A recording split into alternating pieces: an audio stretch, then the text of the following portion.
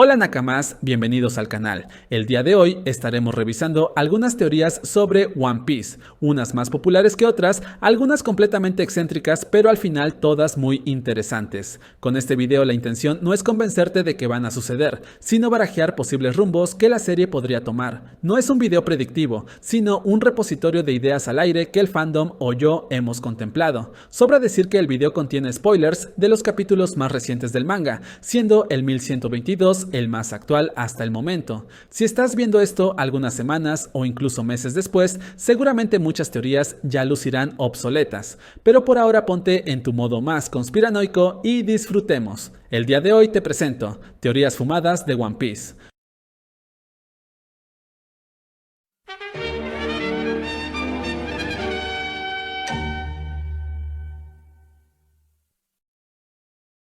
Teoría 1. Fruta pasado. Luffy es Roger. Empezamos el video con una teoría loca que varios hemos escuchado. En el arco de Wano conocimos a Toki, la esposa de Oden y poseedora de la fruta Toki Toki o Tiempo. Esta fruta permite a su usuario viajar hacia el futuro a voluntad, más nunca hacia el pasado. Toki provenía de 800 años desde el pasado, haciendo saltos constantes en el tiempo hasta que decidió quedarse en la época de Oden. Suponemos que Oda decidió implementar la fruta solo hacia adelante para evitar paradojas temporales y mantener la simpleza de la línea de tiempo de la serie. Cuando ella nos explica su poder, hace especial énfasis en que no es posible viajar hacia el pasado. Sin embargo, el hecho de que su fruta no pueda hacerlo no quiere decir que no existe una fruta opuesta a la suya, cuyo poder sea mandar al usuario en saltos hacia el pasado. Esto obviamente complicaría la trama exponencialmente, pues incluir viajes en el tiempo que cambia en el pasado implica abrir infinitas posibilidades de líneas temporales, y One Piece no parece ser ese tipo de historia hasta ahora. Anteriormente, ya hemos visto frutas con poderes similares entre sí, por ejemplo, la Bomu Bomu de Mr. 5 con la Pamu Pamu no Mi de Gladius, que tenían poderes relacionados a las explosiones, o la Kilo Kilo de Miss Valentine con la Tonton de Match Vice. Entonces, puede ser que la fruta del pasado exista y Toki sencillamente no lo sabía, o quizás el viajar hacia el pasado no sea el poder de otra fruta, sino el despertar de la fruta de Toki, y ella, al no haberla despertado, desconocía esta función. Pero ¿qué tiene que ver esto con Luffy? Él ya tiene el poder de la fruta Gomu Gomu, así que incluso si esta fruta existiera, él no la podría usar, ¿cierto? En este caso, la clave estaría en que Toki podía usar la fruta no solo sobre sí misma, sino también en otros, como hizo con Momo y los samuráis para escapar del castillo, lo cual fue clave para la derrota de Kaido. Pero entonces, ¿por qué alguien querría mandar a Luffy al pasado? Habría varias posibles razones: para deshacerse de él, para mostrarle algo en el pasado al más puro estilo de cuento de Navidad, para obligarlo a pelear con alguien otra época, para cambiar la historia, o incluso para impedirle obtener el One Piece, pues si Roger llegó al tesoro demasiado pronto, mandar a Luffy al pasado lo imposibilitaría completamente de obtenerlo. Un rumor se difundió hace tiempo haciéndolo pasar como supuesta filtración, entre muchas comillas, que decía que Luffy sería enviado al siglo vacío. Esto podría dar pie a la idea de que el Luffy que conocemos es en realidad el mismo Joy Boy de hace 800 años. Pero como todavía no ha sido enviado al pasado, este aún no sabe que esto le va a suceder. Pero entonces, ¿por qué Zunisha y Emmet solo mencionarían que Luffy es parecido a Joy Boy en lugar de simplemente reconocer que es el mismo? Simple, porque no esperarían que su amigo que pereció hace 800 años siguiera con vida, e incluso con un aspecto posiblemente más joven, puesto que el que ellos conocieron sería una versión más vieja del Luffy que estamos viendo, incluso si dichos sucesos ya acontecieron. ¿Ven? Les dije que hablar de viajes al pasado complica la trama.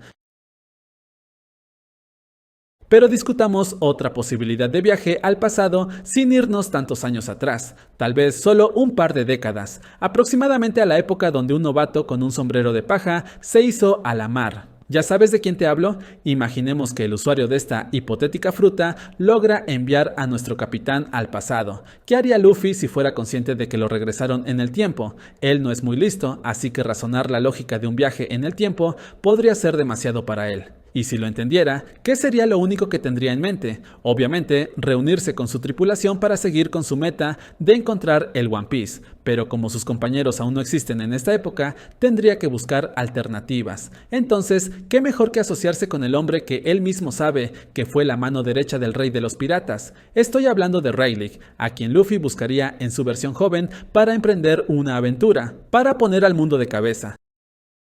Así pues, nunca habría habido un Gold de Roger original, dado que todo el tiempo hubiera sido Luffy quien vivió esas aventuras. Obviamente, esta teoría tiene tantos huecos que no hay manera de que sea factible. Para empezar, Roger nunca tuvo poderes de goma. Como el propio Kaido dijo, Roger no tenía una fruta, conquistó los mares con pura fuerza de voluntad, con puro haki, y a pesar del enorme haki de Luffy, sus poderes de goma son su sello como peleador. No solo eso, sino que el Roger de los flashbacks nunca tuvo las cicatrices características de Luffy en la cara o en el pecho. Además, ¿por qué Luffy actuaría bajo un nombre falso por toda una vida? Si estamos hablando del mismo hombre que revela su identidad con orgullo incluso ante sus adversarios. Esta teoría no parece tener mucho sentido, pues ambos son dos individuos completamente distintos como para pensar que Luffy podría tomar el lugar de Roger en el pasado. Quizás la única similitud entre ellos es que, como dijo Rayleigh, ese sombrero les queda bien a los hombres intrépidos.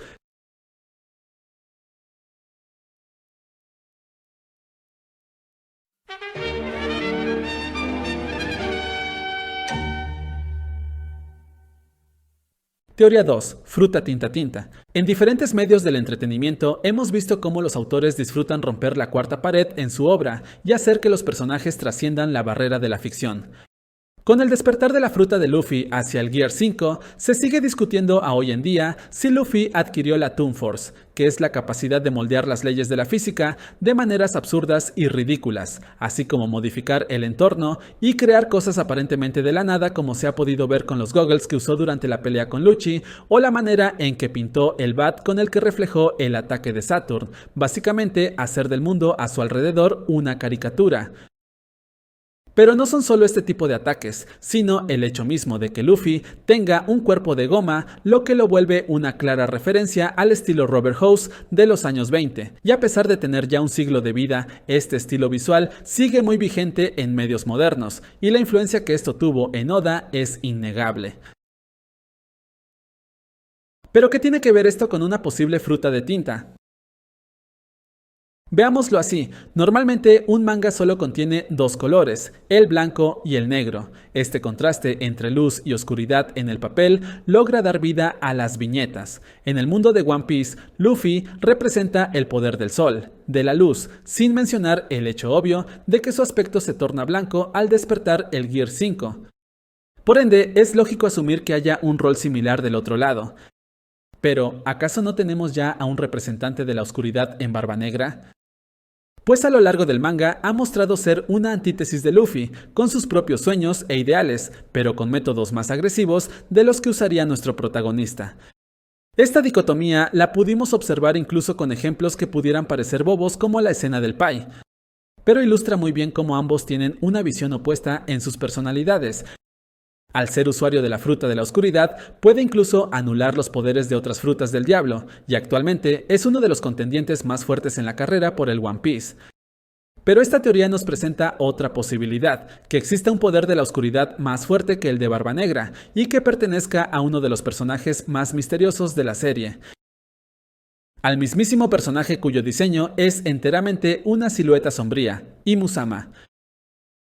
Este podría ser un caso más de Oda, dibujando personajes solo con siluetas difusas antes de mostrar su diseño final al espectador, igual que ha pasado en numerosas ocasiones en la serie, como lo fue con Kaido y Big Mom, cuyos diseños iniciales no tienen mucho parecido con su aspecto final. Pero, ¿y si este no fuera el caso? ¿Y si este mismo aspecto de sombra que vemos nosotros es justamente lo que ven los personajes en la serie? De ser así, ¿cuál sería su poder? Pues la oscuridad ya pertenece a Barba Negra y las sombras a Moria. Es así que esta teoría popular plantea otra posibilidad, la tinta.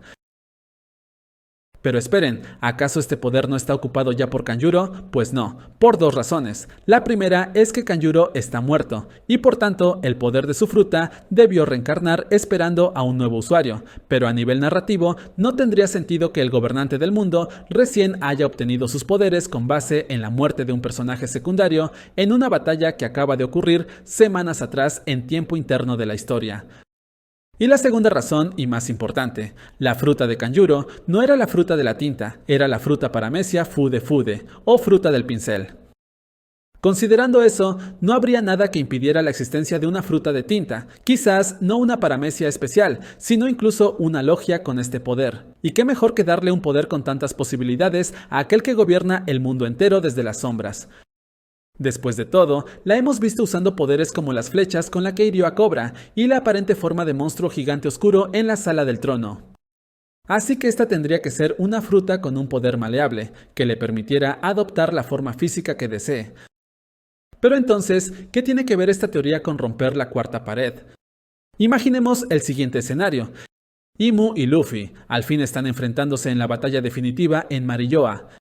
En un último movimiento desesperado, Imu utiliza el máximo del poder despierto de su fruta de la tinta y en un ataque decisivo lo empieza a consumir todo con una mancha voraz que se propaga por las páginas del manga. Personaje por personaje, escenario por escenario. Todo el mundo del manga de One Piece consumido por la tinta. Y después la nada. Página tras página en blanco, pues todo el mundo de nuestro manga favorito ha dejado de existir bajo el poder de Imu. Y tras un par de páginas completamente vacías, vemos aparecer una pequeña mano sosteniendo un lápiz. Este lápiz empieza a moverse a través de la hoja y empieza a dibujar los fondos, el entorno, el sombreado, la escena completa, y entonces se termina de dibujar a sí mismo. Es Luffy usando el poder de la Toon Force para dibujarse de vuelta a la historia y enfrentar a Imu. Usando estos poderes finalmente logra derrotar a Imu con una técnica definitiva, Gomu Gomu no Keshigomu, traducido al español goma de borrar de goma goma. Con este ataque pone fin a Imu definitivamente, eliminándola completamente del mundo de One Piece y restaura la paz. Como dato curioso, hace unos días se subió un video al canal de Nobrock TV donde le hacen una broma a una idol, en el cual un actor haciéndose pasar por Oda dice llevar los manuscritos del final de One Piece a todos lados en un maletín de metal. Este supuestamente filtra que Luffy hará justamente el Gomu Gomu no Keshigomu al final de la serie. Al final del video aparece el Oda real cuando le revelan a la idol que todo fue una broma. Puedes encontrar el link de este video en la descripción.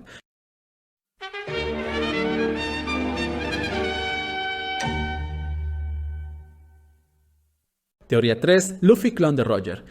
Volvemos con teorías rebuscadas que buscan asociar a Luffy con Roger, esta vez manejando otra posibilidad. Se nos dijo que Stussy es el primer clon exitoso de Mats, siendo esta un clon de Miss Buckingham Stussy, la exintegrante de la tripulación de Shebeck y madre de Weevil.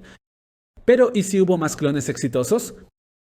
Después de todo, el principio de los Seraphim es crear a las armas humanas definitivas, y para lograr esto, el gobierno mundial le financió dicha investigación a Vegapunk, quien los creó usando el factor de linaje de los Shichibukai, algunos de los piratas más poderosos que el gobierno había tenido a su cargo, y por esto les habría sido posible obtener sus muestras de sangre.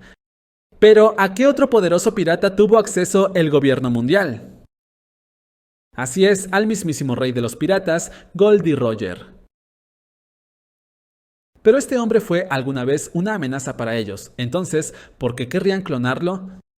Pues quizás para tener todo ese poder bajo sus manos, o para conseguir al sirviente definitivo, tener bajo su control el cuerpo de aquel que pudo conquistar los mares. El gobierno podría usar esto para conseguir ellos mismos el One Piece, pues como se nos ha dicho en episodios recientes, aquel que lo obtenga será el que defina el destino del mundo. Pero si esto fuera así, ¿cómo podría haber terminado ese hipotético clon de Roger siendo Luffy? Ya que sería muy tonto de parte del gobierno y la marina dejar a su suerte a un niño con un potencial enorme, dado que podría convertirse incluso en una amenaza para ellos.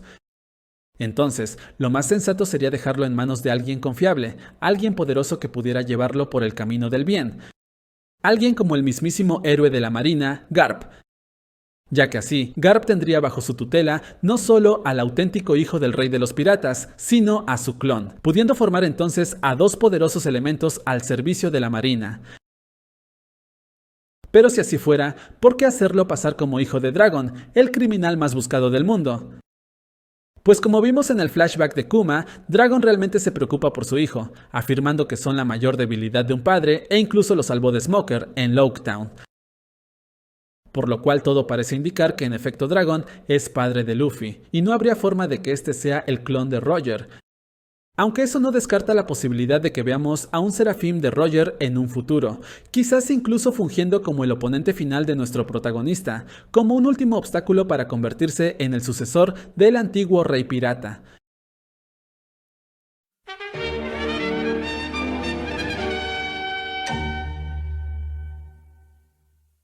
Teoría 4. El mito de Kaguya.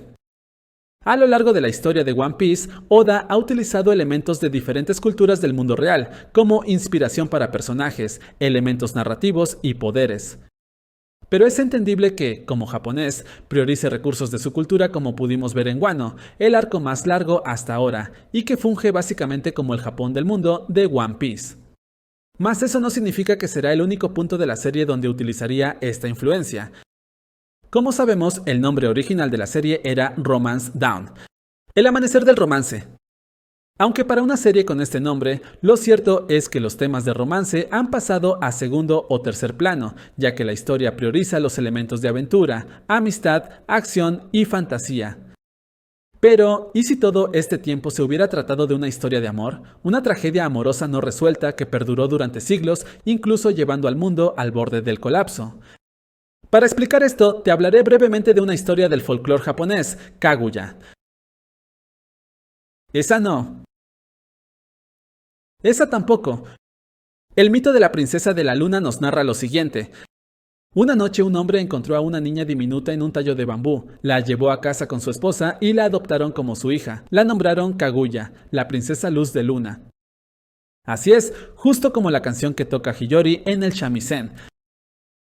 Al poco tiempo de haber encontrado a la niña, el tallo del árbol empezó a generar oro y gemas, que volvieron rico al hombre. La joven fue creciendo hasta tener un tamaño normal, convirtiéndose en una mujer bella. Debido a esto, hombres de varios lugares del mundo empezaron a buscarla para pedir su mano, pero ella se negaba.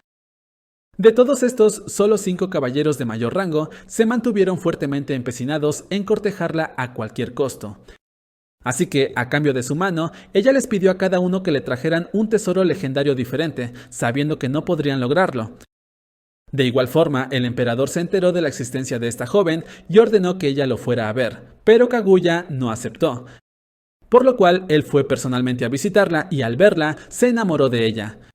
A consecuencia de esto, el emperador ordenó llevar a la joven a la fuerza al palacio para casarse, pero ella le advirtió que, si intentaban obligarla, ella se convertiría en una sombra para siempre. El emperador regresó resignado a su palacio y se limitó a comunicarse con la joven mediante cartas. Por las noches, la joven observaba a la luna y le reveló a su padre que ella era proveniente de allá. También advirtió que su tiempo de volver a la luna se acercaba, y cuando el emperador se enteró de esto, envió guardias a su casa para evitarlo. Una noche, una nube que venía de la luna descendió a la tierra al mismo tiempo que el cielo se oscurecía. De ahí surgió una carroza que llegó por la princesa, sin que alguien pudiera evitarlo. Pero antes de irse, Kaguya dejó una carta y una botella con un elixir de vida eterna para el emperador.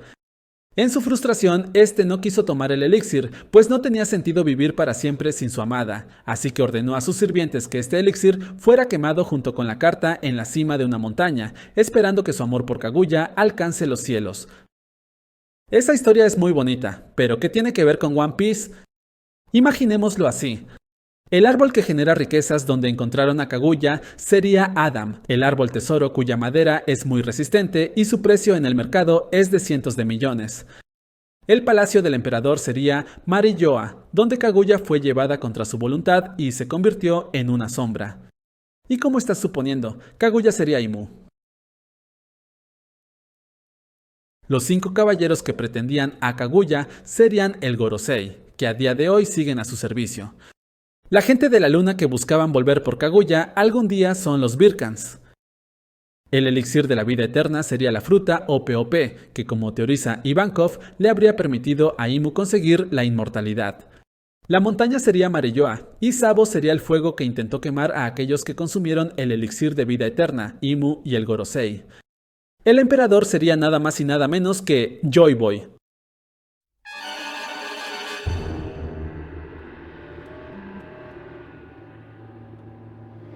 Esta teoría nos plantea que Imu y Joy Boy están relacionados, pero no como enemigos, sino como enamorados.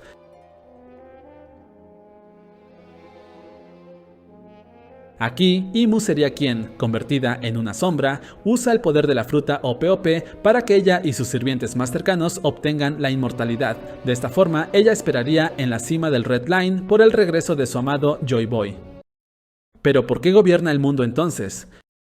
Para poder verlo todo, ya que estando en el punto más alto del planeta, sería fácil conocer todo lo que sucede allá abajo, y podrían tener acceso a cualquier información sobre su paradero, o algún método para hacerlo volver.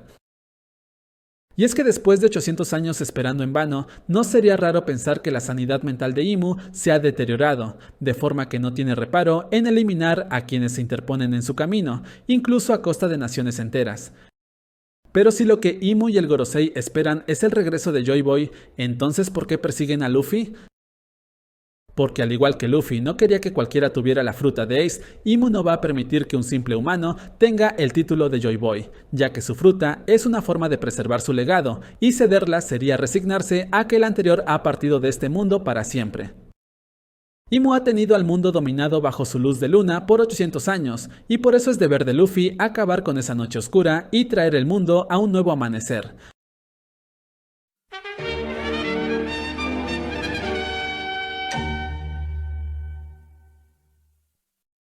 Teoría 5. El sombrero gigante. Cerraremos el video de hoy con una teoría sencilla. ¿Por qué Emmet atacó Marilloa? Se nos dijo que 200 años antes de la historia actual, Emmet atacó la Tierra Santa de los dragones celestiales, o al menos lo que parecería un ataque desde la perspectiva de ellos. Sin embargo, parece haberse quedado sin energía antes de causar algún daño. ¿Pero qué fue lo que buscaba ahí? ¿Acabar directamente con los Tenryubito? ¿Derrocar a Imu-sama? Quizás la razón es más simple, buscaba recuperar su sombrero. Sabemos que en Marilloa, Imu guarda un sombrero gigante congelado, cuyo propósito no ha sido revelado. Como vemos en la silueta de Joy Boy, este parece portar un sombrero de paja similar al de Luffy. Entonces, si Emmet pertenecía a una tripulación antigua del sombrero de paja, no es descabellado que quisiera uno al igual que su capitán, como símbolo de su amistad, algo similar a lo visto entre Ace y Oz Jr., quien portaba con gusto el sombrero tejido que este le regaló. Podría ser el caso que Emmet solamente fue a Marilloa a recuperarlo, pues sería para él un tesoro que simboliza su amistad con Joy Boy, como lo es para Luffy el sombrero de Shanks. Pero, ¿por qué entonces Imu lo guarda en un congelador? Podría ser que solo busque preservarlo, como un trofeo de guerra de haber vencido a la tripulación del primer pirata, pero cabe otra posibilidad, y es que lo guarde como un señuelo para atraer directamente a su territorio a los antiguos nakamas de Joy Boy, y poder vencerlos con facilidad. Después de todo, cuando Emmet se desactivó, se dio la orden de desmantelarlo, pero este siguió existiendo gracias a que algunos científicos decidieron preservarlo para su investigación y eventualmente terminó en manos de Vegapunk en un basurero de difícil acceso. Aunque con los acontecimientos del arco de Egghead se ve complicado que el robot logre cumplir su cometido de recuperar su sombrero, solo el tiempo lo dirá. Estas son todas las teorías fumadas que presentaremos en este video. Recuerda que son solo ideas que se discuten dentro del fandom, pero al final Oda siempre logra sorprendernos con giros inesperados.